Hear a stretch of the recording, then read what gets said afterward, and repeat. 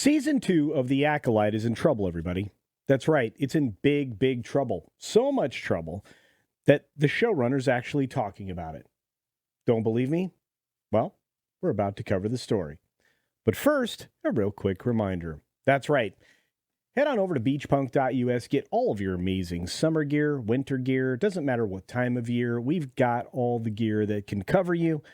Amazing styles, amazing designs, and more added every single day. This is my website. It's the way that I, keep in the money and keep the lights on around the studio. So go check it out, beachpunk.us. And of course, we're going to move on right into the story right away and talk immediately about the Acolyte showrunner Leslye Headland casting doubt on a second season being made. Well, I had my doubts too from the very beginning and anticipate that this would actually happen. A lot of people were skeptical that season 1 would even happen, although I pretty much figured that was a fait accompli.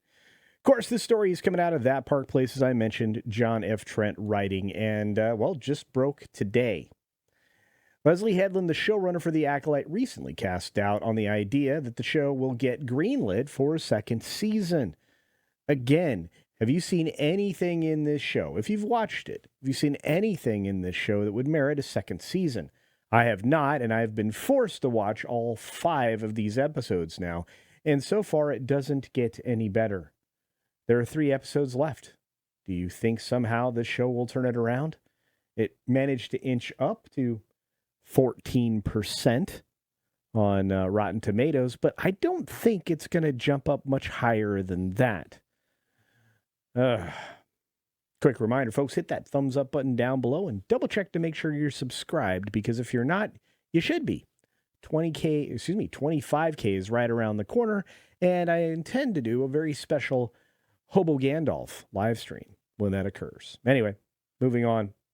Speaking with Entertainment Weekly, following the release of the show's 5th episode, which was, just a couple days ago, Headland said, "Something I've noticed is first seasons will end on what should have been the break into Act 2. It feels like everyone's really expecting their shows to get a second season, and I don't think that's a good idea." I agree with you. Lean into that, Leslye. I think that way you won't be disappointed, since you've already moved on to a Broadway gig and some other things that are sitting on your table. I think, your instincts were good. They were good. She then added, "I threw everything into season 1 because who knows what's going to happen." I know. Do you know? She then added, "I threw everything into season 1 because who knows what's going to happen." I just read that. Try that again. Despite Headland being unsure if the show will get renewed for a second season, she did inform the outlet that she has 4 or 5 major mysteries she'd like to explore if it does. "I thought this whole thing was supposed to be a mystery, lady. You haven't presented one. You presented a lot of confusing things, but no mysteries. Confusing character motivations, confusing dialogue, confusing plot, confusing it with other franchises like the X-Men and similar. Oh, even Harry Potter. Apparently, Jedi's apparate now. I mean, you seem to be real confused. But anyway, let's get back into the performance. You see, it seems the show has not performed well on any metric. I would agree. The Rotten Tomatoes scores at 14%. It was down at 13%, so well done on that extra hard-earned percent with episode 5.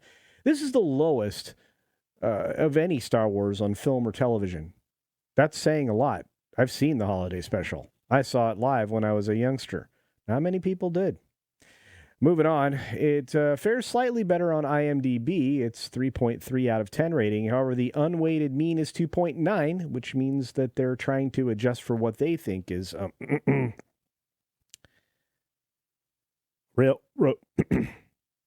railroading or review brigading or any of the other things they like to say.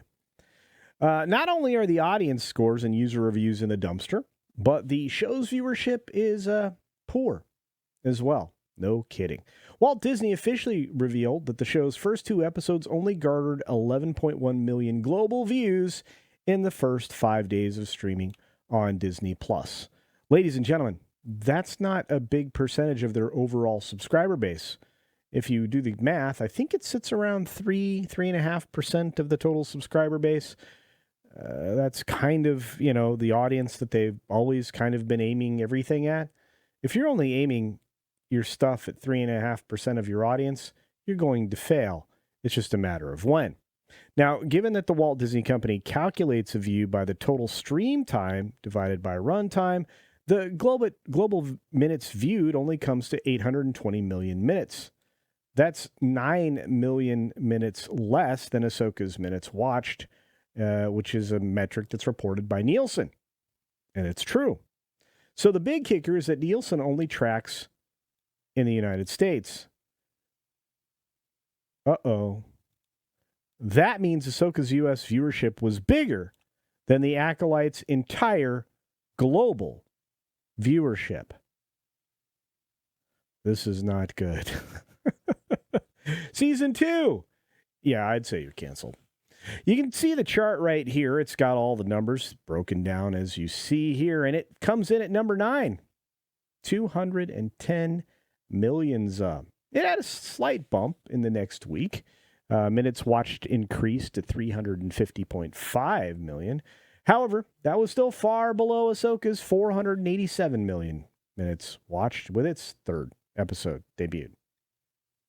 I think this is a scale with which everybody at Disney should be familiar. You're watching the slow decline to irrelevance in every single thing you release. People aren't finishing it. People don't care. From Doctor Who to Marvel to, Star Wars. You've basically destroyed all your properties. Moving on.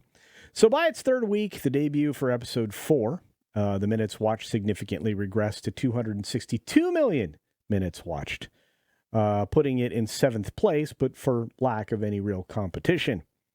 And not only do those look bad, it's going to look worse for this episode 5. Deadline reported earlier this week that Headland will make her Broadway debut with second stage theater production for her play Cult of Love, directed by Trip Coleman. The play is expected to begin performances at the end of November, which means she probably wouldn't be involved in any second season anyway. So, as they ask the question, so will I. Do you see a second season in store for The Acolyte? Based on those numbers, my guess is no. Do you think season 2 was ever greenlit? Do you think it was ever an opportunity? Do you think it was ever even considered? Or was it just simply canceled? Again, your thoughts are as good as mine, so please leave them down in the comments section below. I'll try to respond to you as quickly as I possibly can. Hopefully, just hopefully, you get a chance to share this video out there. Hit that like if you haven't already. Again, give me that comment. And the word of the day is swimsuit. How about that? Swimsuit for a 10% discount on beachpunk.us. Be sure to take care of yourself, take care of others, and until next time, see ya.